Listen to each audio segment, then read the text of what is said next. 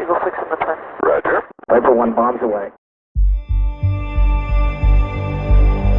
One's going to climb high above 20 east to south. Eagle 6 radar contact. Eagle 6 is visual. Planet goes left.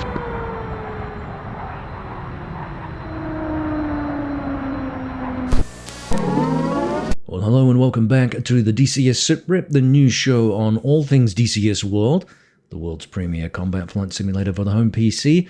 It is brought to you by Eagle Dynamics and its third-party affiliates, and I'm your host, Prickly Hedgehog, for SITREP number 16 this week.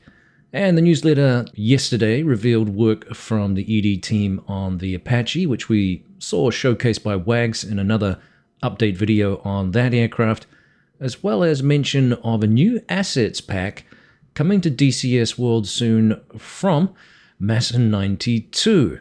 We also saw several content creators like Tricker, Casmo, and Redkite reveal snippets on the Phantom 2 by Heatblur, which is set for release on the 21st here. Sadly, I was not one of the list of content creators who got early access to the aircraft prior to its release, so we'll discuss a little bit of what we've seen there later in this episode. Let's start with the newsletter and what Wags has been discussing with regards to the Apache in the last few weeks. Gamble 01, verify your Eagle 40,000.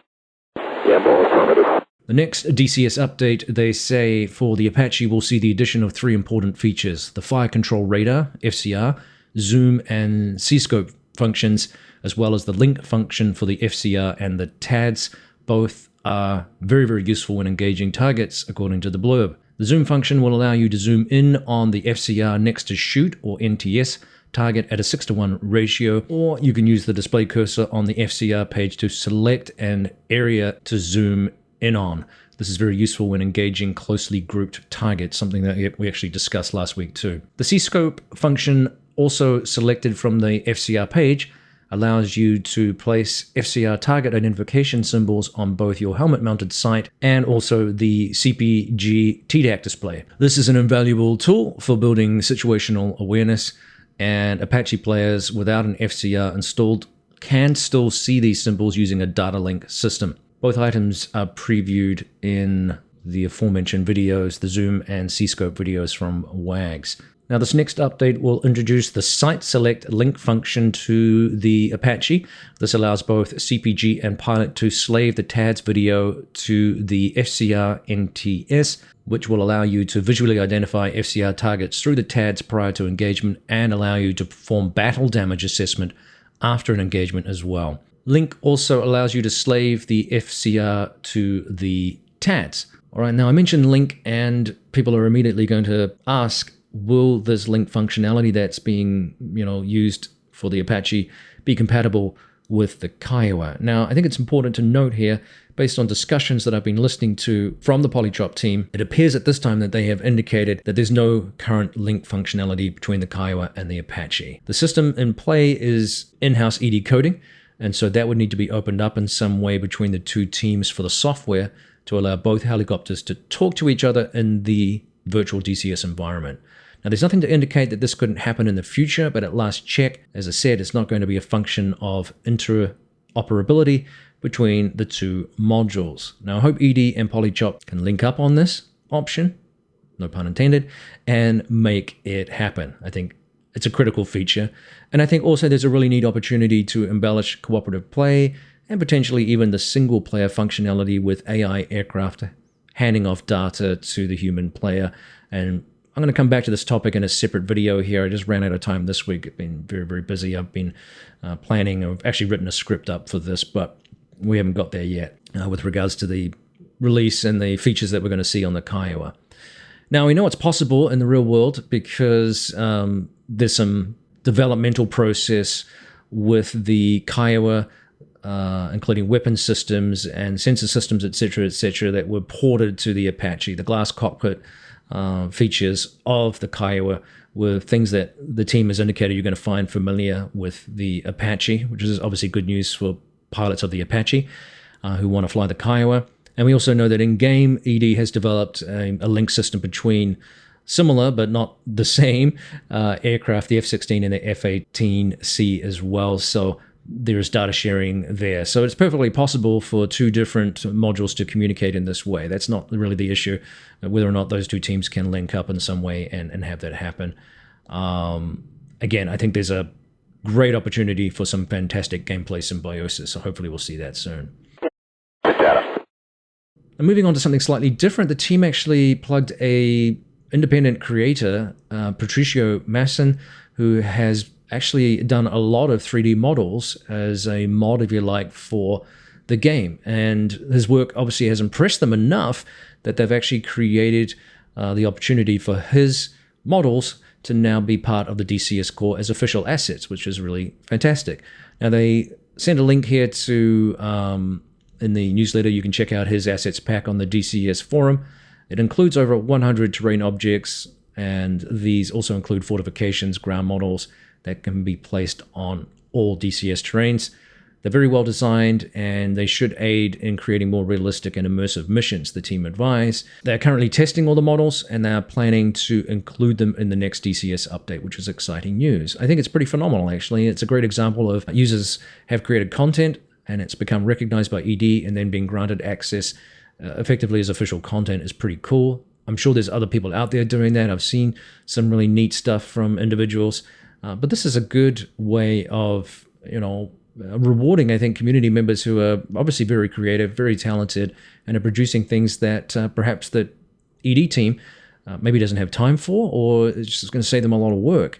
So I'm kind of impressed that ED has done this. Normally they're pretty close guarded on that kind of stuff. So yeah, hopefully that continues in the future. Obviously we sometimes get assets as part of maps and things like that as well.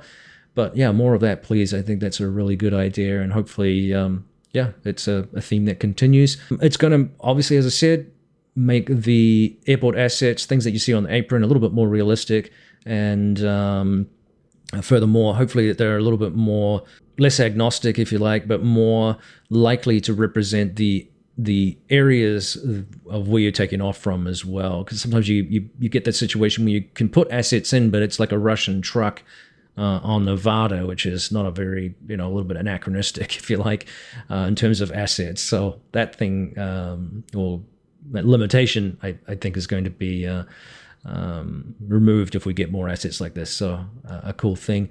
However, having said that, I still think there is a really big missing ingredient right now in terms of immersion like that, and that is an updated ATC system in conjunction with a more polished AI system with regards to work around the air bases and things like that. That's coming, apparently, and obviously it's going to be a necessary feature of any kind of dynamic campaign, but we're going to have to wait and see whether or not we get more information on that, or if that actually gets inserted at some time into the game. Regardless, congratulations to Patricio for all the hard work that he's done on his asset pack. Hydra, searching for you, understand you're talking about the 4 vehicles. Affirm. Now, speaking of assets, ED advised that a favorite Cold War plane for DCS pilots, that is the F-5E Tiger II, is getting some updates as well. Now, these include the Radar Warning Receiver, or RWR, which now displays radars in search mode. Ground clutter on the radar is now more accurately represented based on altitude and scanning elevation. They've added the AIM-9J version of the Sidewinder air-to-air missile. TACAN operation with no weight on wheels has been corrected.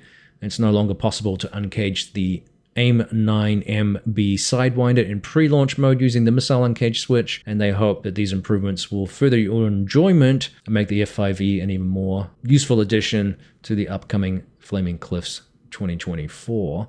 Now, this is a long time coming, and an oft asked for addition and update for this particular aircraft, which, as described, is a very popular Cold War plane, especially on the Enigma servers and elsewhere. There was some criticism among the community from that last video that we did about the Flaming Cliffs 3 2024 collection of aircraft being updated, if you like, or injected into that stable, given that the F-5E is a comparatively simplistic aircraft over later Gen 4 aircraft that we have in game. That's a fair criticism, a fair question. Regardless, though, I think it needed to be included in the game, given that we're going to get this big Gen 3 monster in the form of the Phantom II, which is, well, overwhelmingly well received right now by those who have had the good fortune to get their hands on it ahead of the release, those content creators that I mentioned. And I think it's going to blow the lid off some of the Gen 3 aircraft that we have in the game right now. And it's also looking like it's raised the bar, which we'll come to in just a sec, in terms of third-party modules of this vintage and what the game was capable of producing. So I think it's a good idea that this particular aircraft, that the F5E, was updated by ED. We'll see what other transformations it has over the coming months and years. As I said, and as I've indicated in the intro, several content creators were granted access to the Phantom II, showcasing the overall quality of the module, some of the weapon systems, and of course the radar. Certainly the module looks amazing, with the usual visual exquisiteness we can expect from Heatblur Simulations products. I have no doubt this will be a very, very good module, and I was pleased to see that Reflected Simulations announced a campaign to be released in the near future here as part of that.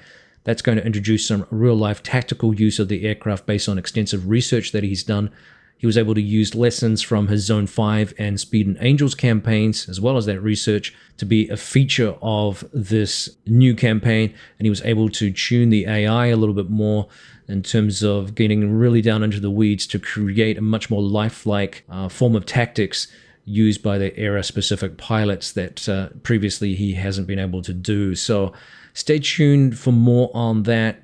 That's an exciting addition, I think, to the game. It's going to be useful for those Phantom II pilots looking to test the aircraft in a more realistic way. It will be a series of training campaigns rather than a combat-specific campaign, and he has already indicated he's not willing to do that in terms of mimicking or substituting a map for Vietnam. He still wants to do a campaign based on a Vietnam era map. So that is something that ED is working on somewhere down the chain here, so we'll have to wait and see when that gets announced. As far as the Phantom II, though, we're only a few days away from launch, and last week I said I was going to give you 2 Phantom II licenses to a couple of lucky subscribers and viewers. This week's random winners are, on that basis, ICE9172 and LYB Hydra, Lib Hydra. So please reach out to me via email. You'll find my email address buried in the description of the channel here. Shoot me an email and we'll try and facilitate that for you as soon as possible, preferably before the release, obviously, of the aircraft. Something else from third-party developers, while we talk about third-party developers, and that is news from India Fox Echo this week that they are introducing some updates for the MB339. They described that the DCS MB339 update will include the long-awaited flight director, which will assist the pilots during instrument flight.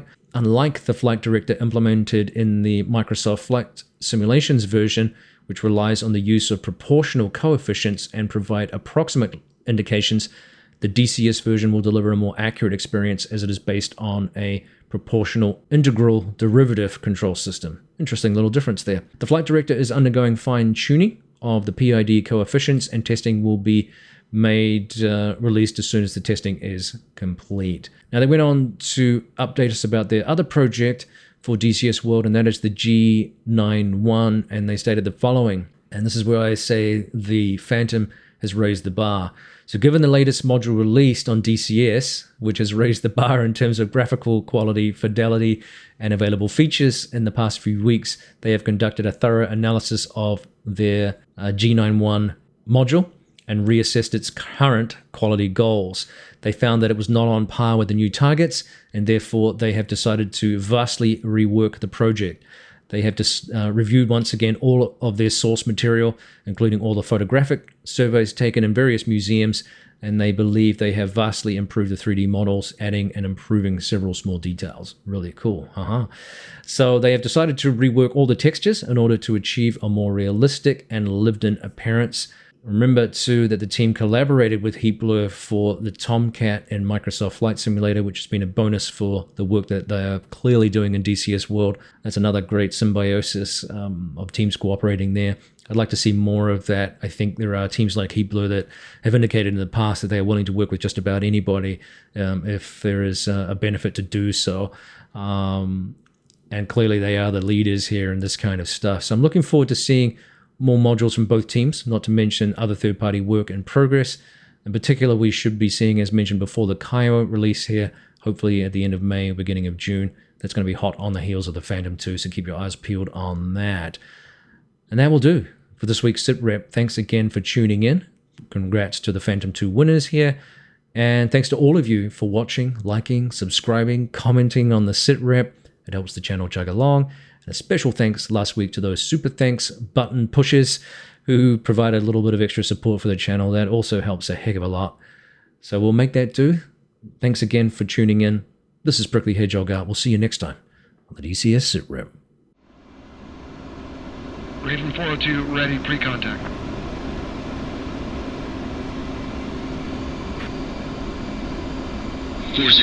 Texaco, cleared contact.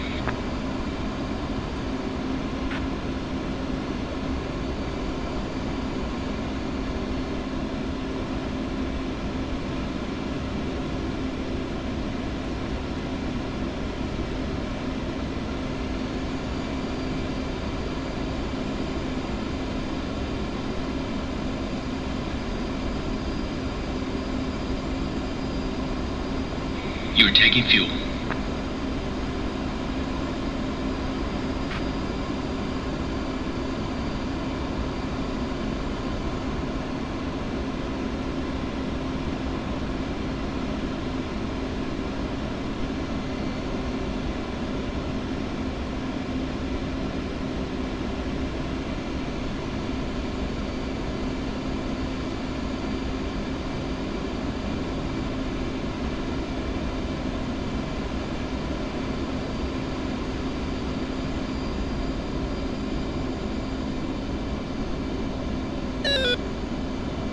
Your turn, Flip.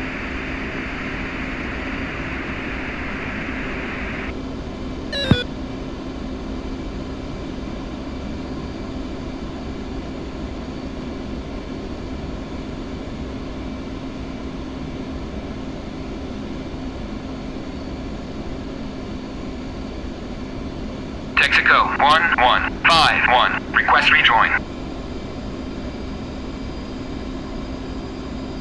5-1, Texaco 1-1, proceed to pre-contact at 3000, at 300.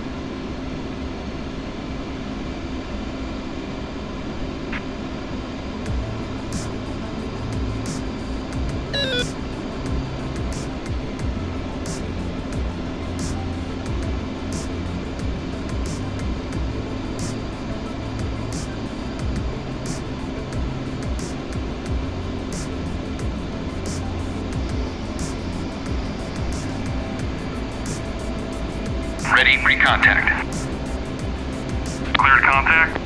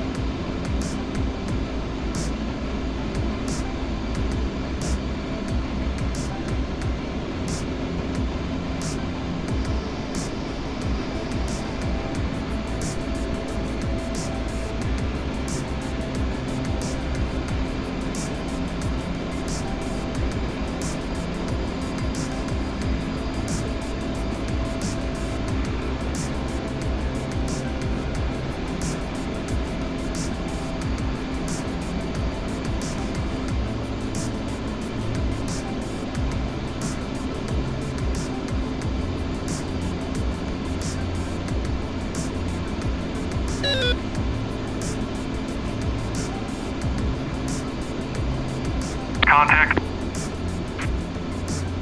You're taking fuel.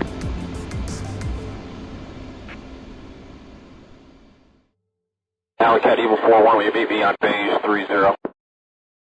Alley Cat.